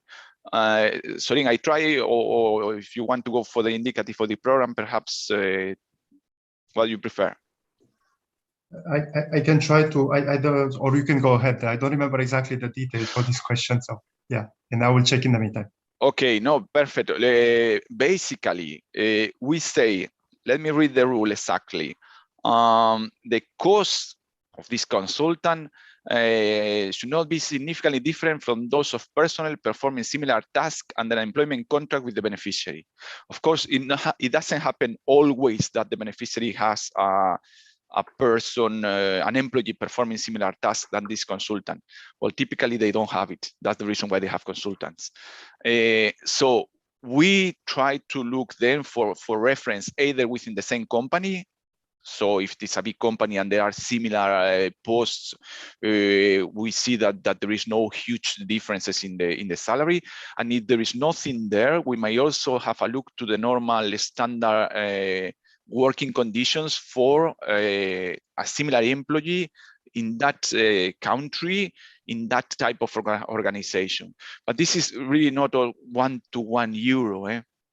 So rejection because of different salary, I have seen it very, very, very seldom, and really with huge differences. I will not give you a percentage because then some might be tempted to say, well, I can go up to that amount, but with really huge difference. So unless there is something really where you see, well, the rest of my staff just gets, I don't know, half of it, or really if I compare with what they pay in another company, I know that I'm paying much more, then be worried about it. Otherwise, it's not up to the euro. It's not significantly different. Thank you, David. Sorry, you want to add something? Just to say that indeed, if the reply is not sufficiently clear, or the situation is a bit more complex than this, maybe the person can send a question to Research Inquiry Service, because indeed the main principle is that you should ensure sound financial management of the project in the sense of economy, efficiency, and effectiveness of the cost you declare. So in the case you have natural persons, yeah, either you also should ensure eventually best value for money. So it really depends how this works, and what you should have in mind is always to be able to demonstrate during an audit that this is the normal cost. So there is no yeah, there is no additional cost charge specifically for this project for a specific reason. Thank you. Thank you, Sorin. What happens if the person is new, hired specifically for the project? What kind of hourly rate we use? Nothing happens. The same that for any other person. You might have in mind a practical example. Imagine that the person is hired 1st of November. Okay, like my financial year runs until the 31st of December. So actually the person worked there for 2 months. There's no problem. I will calculate the hourly rate of the person by dividing the salary of the 2 months, so salary, social security, the personal cost of the 2 months, by, if I use 1720, well, 1720 divided by 12 months multiplied by 2 months. You see, so I will do a pro rata of the 1720 so that I divide the salary corresponding to 2 months by the number of productive hours that correspond to these 2 months. And I will have an hourly rate. So you apply exactly the same rules than for the others. Just that in that calculation, obviously you don't have, for this beginning of the employment contract, you don't have a full financial year. So you do it for this beginning with the months and the salary up to the end of this first financial year. And the next question from Fabrizio is probably for Sorin. What form of timesheet do you recommend? Paper, software, online program, Excel file, etc.? I would say that what we see in practice, it's really it's often in function of the type of the entity. If it's a complex entity with a lot of personnel and so on, most probably they need or they have already in place a software to manage the resources, the time for different projects, depending on the product. If it's an industrial entity in industry, then they will have probably research, production, and so on. So they do have this in place one way. Or they have also the equivalent, let's say, of the time recording for the payroll purposes, which is different. It's not necessarily per project as such, but rather per person. Now, if it is a smaller entity or an entity with less complexities, let's say, or few employees, it's really up to them how they. I mean, I think paper should be sufficient. Depends on how many projects they are participating into and how are their usual practices also in general. Excel file could be very, very easy to manage as well with the template or the templates that are given in Horizon 2020. But in practice, yes, software is more for bigger entities when you have more data to check and also to ensure consistency with the payroll data or the accounting data behind. And then paper and Excel file for smaller entities or medium entities, I would say. Thank you. Thank you, Sorin. We have a question from Robert Wapstra. A project started in July 2021 and will finish in 2025. For which year should we take the annual yearly cost? Complete 2021 costs for 2021 hours? The short answer is yes, the 2021 complete. Let me try with an example. Well, we normally don't have reporting periods of 2 years, but for this specific case, let's imagine that the reporting period starts in July 2021 and finishes in June 2023, okay, for the purpose of this example. So what you will do at the time of reporting in July 2023 is for the time worked in 2021, you will take the full annual personal cost of the person in 2021, and you will divide by the annual productive hours of 2021. Let's imagine 1720. That will give you the hourly rate for the hours worked in 2021. Then your reporting period ends in 2023. So for the hours worked in 2022, you will review the operations. So taking the annual personal cost of the person in year 2022, dividing by the annual productive hours of the person in 2022, hopefully still the 1720, new hourly rate 2022. And then you will have the end of the reporting period. So the hours worked in January, February, March, April, May, and June 2023. In that case, if your financial year is equals the calendar year, your financial year 2023 is still ongoing. So you will not be entitled and you cannot calculate a new hourly rate 2023. For the hours worked between January and June 2023, you will use the same hourly rate than for the hours of 2022. So you will use the hourly rate 2022 for these first months of 2023. In the next reporting period, which will start in July 2023, for the rest of the hours 2023 from July to December, you will calculate a new hourly rate taking into account the whole 2023 year. Voila, lots of numbers. Thank you, David. If I may, I also have the slide for this. Maybe it's more clear to put it on the screen for 2 seconds. Yeah, please. Regarding the explanation of David. Go ahead. A small picture, yes. So you may see it here, maybe visually it's, can you see it? So this is the typical annual hourly rate. Okay, based on 3 years. So what hourly rate to use in which year and what number of hours to use as well. So what David explained, I hope this is more clear with this figure as well. Thank you. I will stop sharing. Thank you, Sorin. Thank you very much, Sorin. So Olivier has to start sharing again. Thank you, Olivier. So next question is an SME owner. No, actually, sorry. For owners of SMEs not on payroll, does the SME need to issue any kind of invoice to the owner of the SME? Not for us. In the case of, I insist, in the case of an SME owner not receiving a salary from the SME based on an employment contract, we will systematically pay the SME owner unit cost, so a fixed hourly rate that comes already determined in the grant agreement. And we will pay that hourly rate for the hours of the SME owner working in the action, regardless if the SME owner gets that amount, higher amount, lower amount, through a service contract, through dividends, we don't care. So it's either the SME owner has an employment contract with her or his own company, and then all the calculations are done exactly as any other employee, so with all the formulas that we have explained today, or if there is no this employment contract with her or his own company, we pay the SME owner unit cost, this fixed hourly rate, regardless of what the SME owner gets. So we don't need to see any invoice, and we don't even need to see if actually the SME owner received that amount. We pay the unit cost, and that's the end of the story.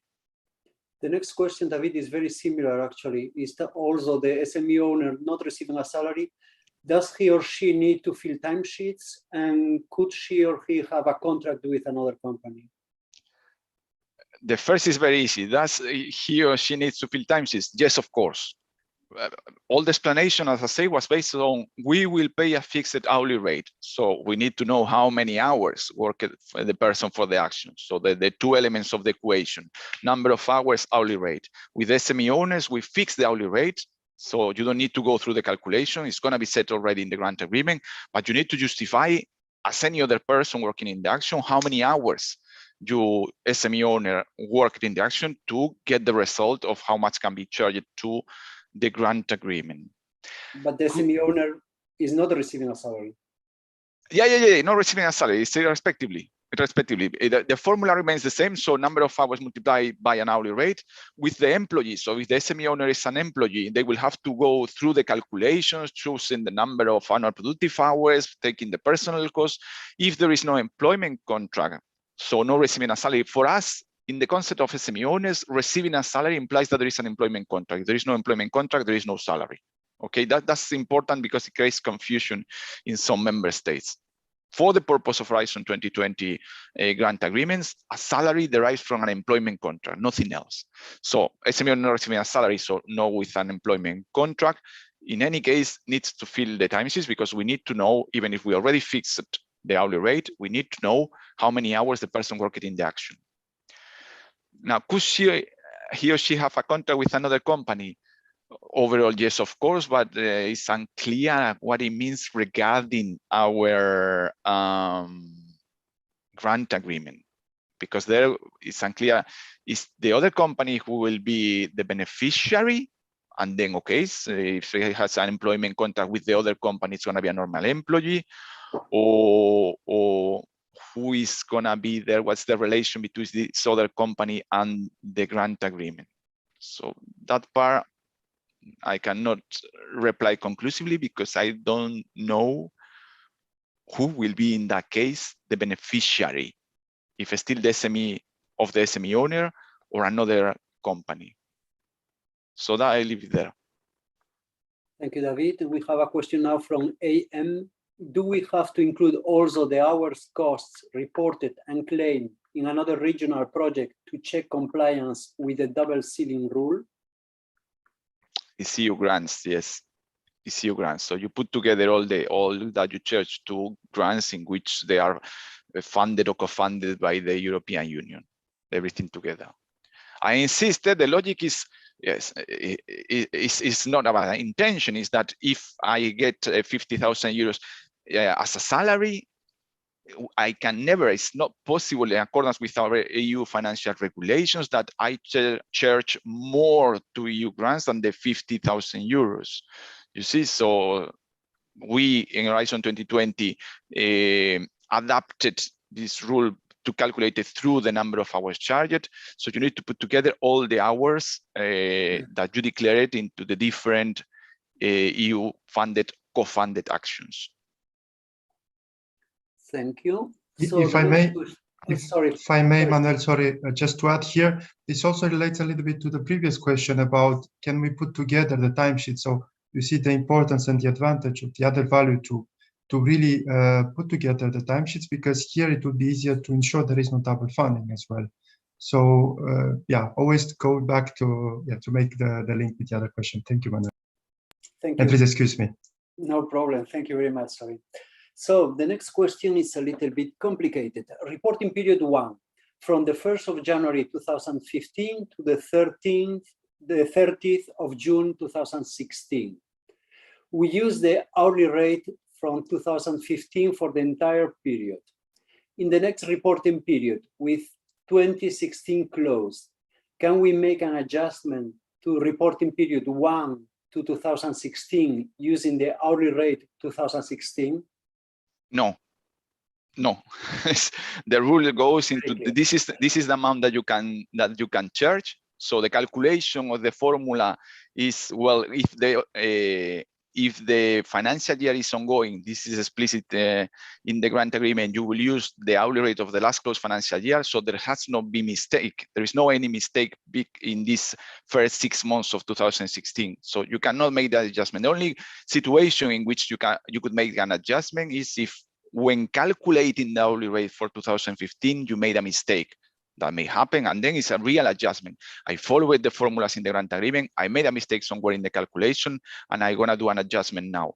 But you cannot adjust this, in your example, the hours in the first 6 months of 2016 based on the new hourly rate 2016, because the rule is financial year ongoing at the end of the reporting period, you use the hourly rate of the last closed financial year.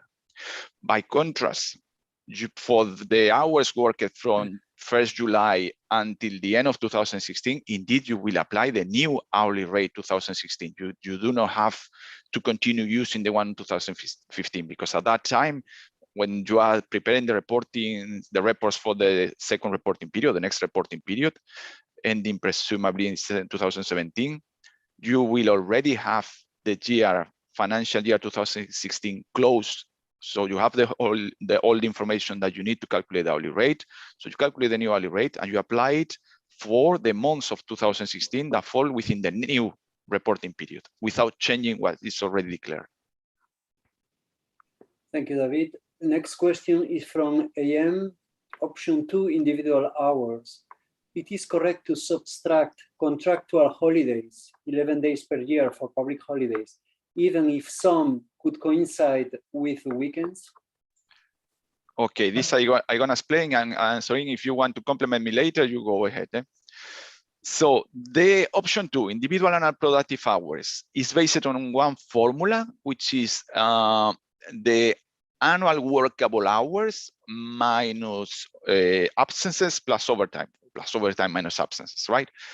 The annual workable hours is the number of hours that, according to my contract typically, or national legislation or collective labor agreement, I do have to work. So when I determine my number of annual workable hours, normally public holidays and holidays and my entitlements, official, so the time that I don't have to work are already excluded. So let me try to put you an example. If my contract says that I have to work 40 hours per week and I have 4 weeks of holidays in the year, I will multiply these 40 hours per week that I have to work by the number of weeks in the year minus my holiday entitlement. You see? So the net value of the annual workable hours already excludes my statutory holidays and public holidays. I don't know, do you think it's clear? Yes, very clear. So the weekends are already excluded in the workable time. So if they are the public holidays are during the weekends, you cannot deduct it twice. Okay, the weekends are already deducted and they are not considered as workable time, which is absolutely normal. Thank you. Thank you both. There are, excuse me. Sorry. Yeah. Apps, you lost sound again, David. No, not working. David, we cannot hear you. Hello, David. Well, apparently David cannot hear us either. Yes, because he's maybe, it doesn't work. Yeah. So we can maybe come back to this question later, Manuel, exactly. to his suggestion, and yeah. Okay. So, no, David, we cannot hear you now. He's still talking, actually. We can see him in the video, the internal video. Okay, I think he realized now.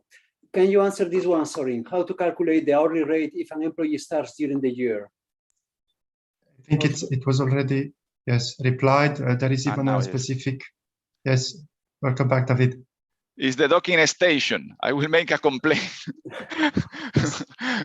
when she gets tired, apparently she disconnected my headphones. Sorry, Sorin, go ahead. Well, yes, he was answering the next question already. Do you have something to add to the previous one, or no? It was fine. It was just the example that in some we have found some specific employment contracts in some countries in which there is no mandatory number of hours to be worked. I remember the case of professors in a specific country whose contracts say you need to teach 200 hours and do research. How many hours? It was not saying over. So it was impossible to justify how much is the workable hours of this person on the basis of the contract. In those rather unusual but real cases, the beneficiary must use necessarily the 1720. And that's also important in relation with the calculation of the workable hours. The next question was about the hourly rate. We already mentioned that before. How to calculate the hourly rate if an employee starts during the year? Okay, we have a annotated model grant agreement. Remember the link that I gave you in the last slide of my presentation. We have a specific case for employees who start working between the end of the last closed financial year and the end of the reporting period. In those months in which you were supposed to use the hourly rate of the last closed financial year. There is a specific case, and there we say there's no other possibility than calculating an hourly rate just for those months with the pro rata number of the annual productive hours. So in that case, only exceptionally, you would not have to use the last closed financial year because you don't have the information for this person. The last closed financial year, the person was not there. You will calculate a partial hourly rate just for this part of the year until the end of the reporting period in which the person was hired. Exceptional case, a special case that you can find in the annotated model grant agreement with an example. Thank you. Actually, with the problems of sound you had, I forgot to say that we have about 15 minutes left for questions. So let's go for them. Now there are around 12, but well, anyhow. Can the person month for work package be higher than initially planned? Yes, I was thinking that, Manuel, maybe you are even better placed than me to reply to that. But yes, one thing is what you put in the budget, so what you put in the proposal, and the other thing is the reality. This is about research. So of course you can do the best possible estimation, but at the end, the reality might be even substantially different. So you plan a 10-person month, at the end you need 20, you report 20, you will need to justify why this difference. I insist, it doesn't imply necessarily that you will get money for the 20 months because we have the maximum grant amount, the maximum money that we can pay overall for the project is already settled, so that we cannot change, but you declare the reality. That's not a problem. On the contrary, that's what we expect you to do. Thank you. An employee that was fired and rehired in the same year, do I have to calculate two different hourly rates or one related to the entire year? Sorry, the answer is one related to the entire year. I was trying to imagine why the person was fired and rehired. I presume that the contract ended because fired normally is I don't want you to be here anymore. It's surprising that we rehire the person later on. But the rule in itself is no. You calculate a single hourly rate for the year. So if the person worked the 3 first months of the year, for instance, and then the 6 last months of the year, you will calculate an hourly rate for that year, taking into account the total periods, so the 3 plus the 6, so the salary for these 9 months, and a pro rata of the annual productive hours, so a pro rata, for example, of 1720, which corresponds to the number of months that the person was employed during the financial year. So nothing is, the calculation is a bit more complex, but the formula remains the same. Thank you, David. This webinar is about Horizon 2020, but can we apply the same rules in Horizon Europe projects? No, you cannot apply the same rules to FP7 projects either. No, that was my first line. Every framework program has its specific rules. We are looking whenever possible for continuity. So you will not necessarily see radical changes in Horizon Europe, but yes, some important differences. First, for instance, you will not be, you could in Horizon Europe replace the timesheets by a monthly declaration, which is already a change compared with today. You see, we will be speaking about daily rates in Horizon Europe rather than hourly rates as we have in Horizon 2020. So it's not that it's going to be completely different, but no, the rules Horizon 2020 apply to Horizon 2020. Many of them you will see repeated into Horizon Europe, but certainly not all of them. So don't assume that the same thing that you do now for Horizon 2020 will be applied for Horizon Europe. It's not the case. So David, sorry, we will have to do a similar seminar for Horizon Europe soon. So next question, can we charge dedication of financial administrative people in Horizon 2020 projects? Well, generally no, but, and here I will also ask later on, sorry for the audit experience. Generally no, they are considered as indirect costs. Now, there are very specific cases, we have seen very specific cases in which the beneficiaries consider, for instance, administrative staff working on projects as direct costs. And they do this in accordance with their usual cost accounting practice, and they keep systematically timed records of their work, not just for us, but generally speaking, and they charge those costs directly to projects. In those somehow extraordinary cases, and we have seen some of those, it could be possible to charge financial or administrative people, the time of financial administrative people into Horizon 2020 projects. But I insist, it's rather exceptional. It must be your usual practice. You must keep down records for them. You must systematically or at least consistently consider and treat the cost of these persons as a direct cost to the projects. In those exceptional cases, it's possible. Otherwise, it's covered by the flat rate for the indirect costs. So the next one, for a natural person working under a direct contract, if the contract states a fixed amount for the service, what is the ceiling of work hours?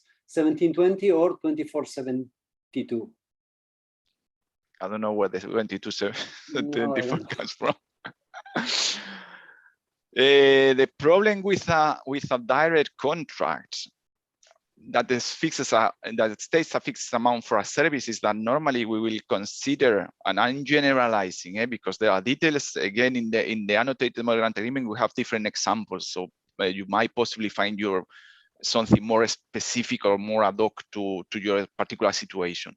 But normally, if the contract fixes an amount and a duration of time, we will consider the person is equivalent to a full-time hired person, and we would divide, to calculate the hourly rate, we will divide the fixed amount by the corresponding pro rata of 1720 to get to the hourly rate.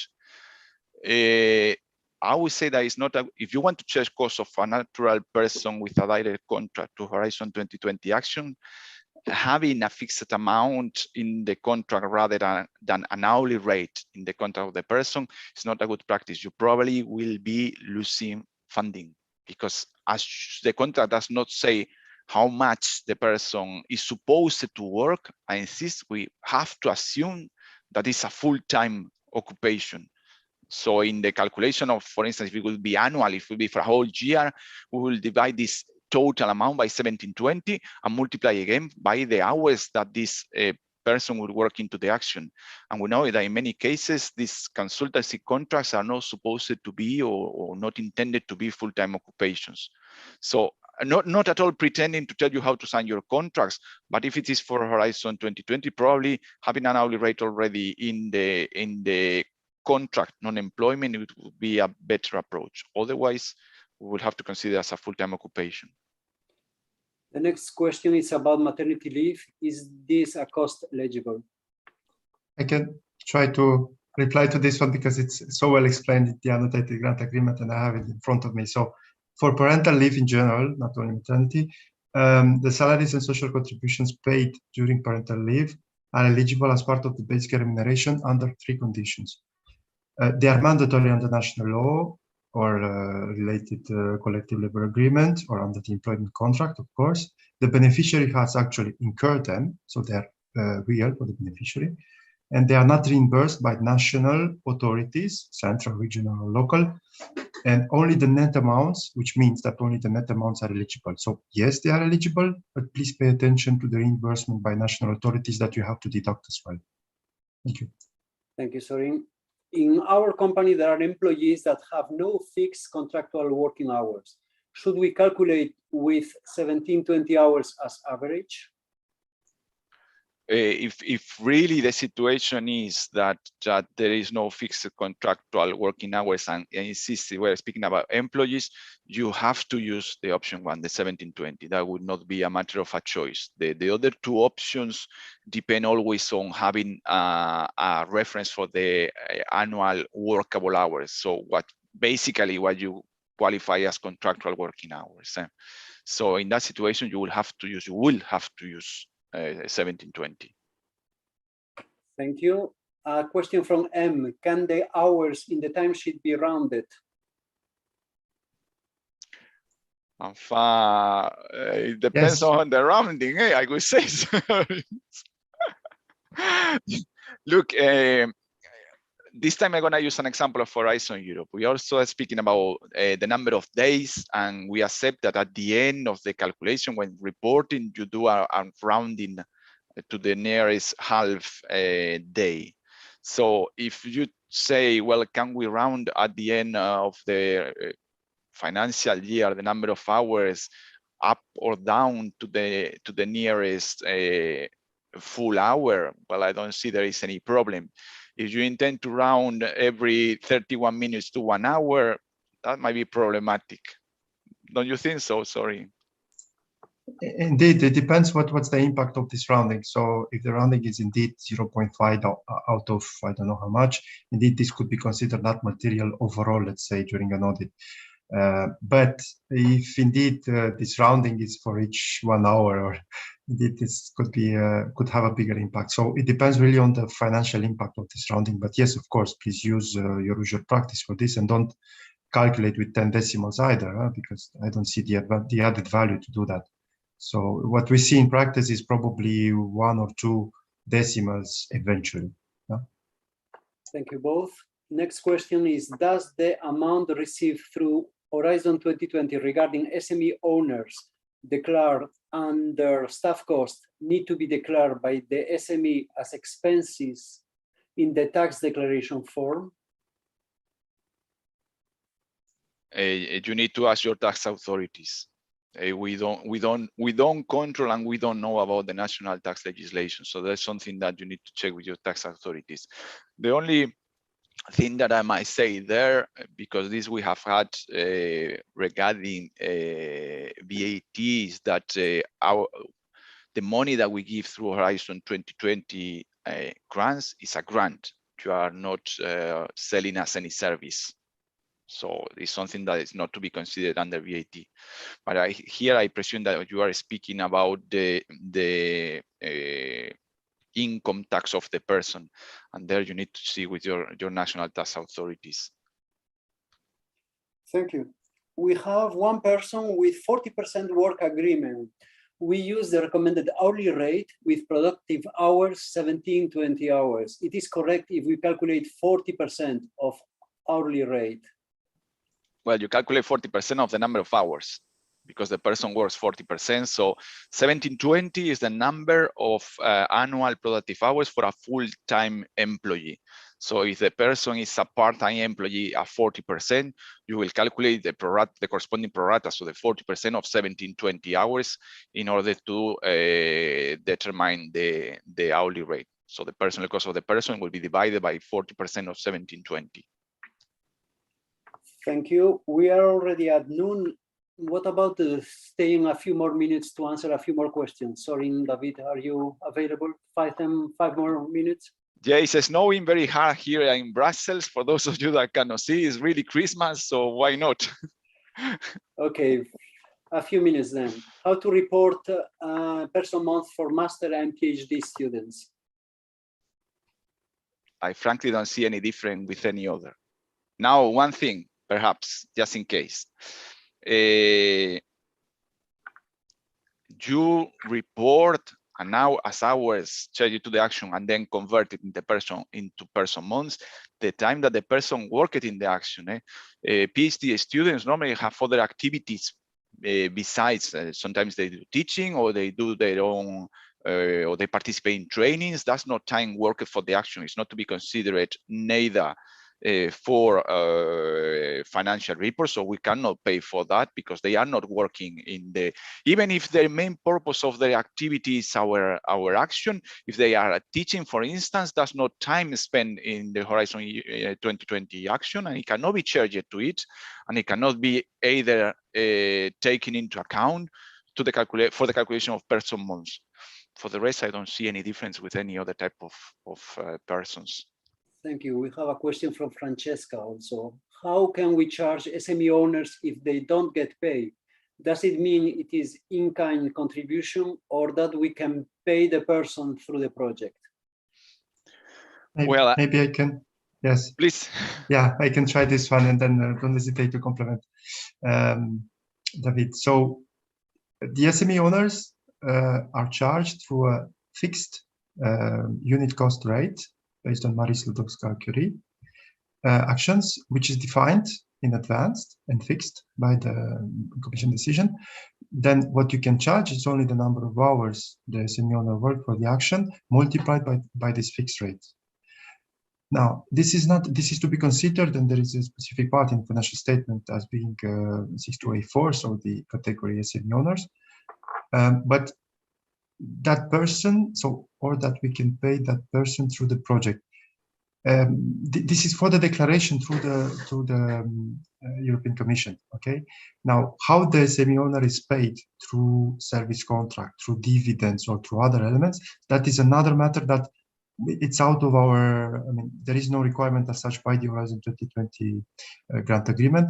If you declare the specific unit cost, specific Marie Sklodowska-Curie unit cost. Thank you. I hope this is clear. Thank you, Sorin. the position of a person working on EU grants in the company changes from project manager to senior project manager the 1st of January 2022. How to calculate this new hourly hour? Let me try to see a quick way to explain it.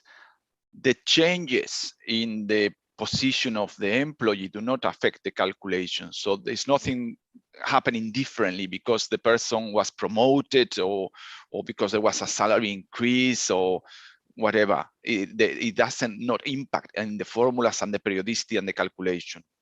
This means, for example, in the example that Soren showed before for the use of the different hourly rates, imagine that the reporting period of this grant ends in March 2022. For the hours that the person worked in January 2022, February 2022, March 2022, so until the end of the reporting period, always assuming that the financial year matches the calendar year. Right? For these hours worked on in these 3 months, you still will have to use the hourly rate of 2021, even if in 2021 the person was a normal project manager and now is a senior project manager. The periodicity of the calculations and the rule remains the same.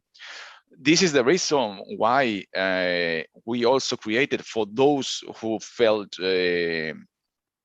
some damage in these annual calculations, the possibility to calculate monthly hourly rates, because at that moment in January, we will have a new hourly rate calculated just for the month of January, where the salary increase will be reflected. The problem is that, or the complexity of that is that in February, you will have to recalculate the hourly rate. In March, you will have to recalculate the hourly rate. In April again, and this for every single person in your company working on Horizon 2020 actions. So with an annual calculation, you will not see this increase reflected in the hourly rate, this promotion reflected in the hourly rate until the financial year in which it happened is complete. If you think that this is overall a big loss, you can move the whole of your staff into monthly calculations. Otherwise, the rule is like that. If there is no one in the company to sign the SME's timesheet, I imagine they say that they mean the director. SME is the highest position in the company. Who should sign it for the highest position in the company? Look, officially, if there is no one else, if I have no supervisor, no one else can sign. I will sign my timesheets and indicate that there is no supervisor because I am the manager director of the company. In these exceptional cases, do not invalidate the timesheets.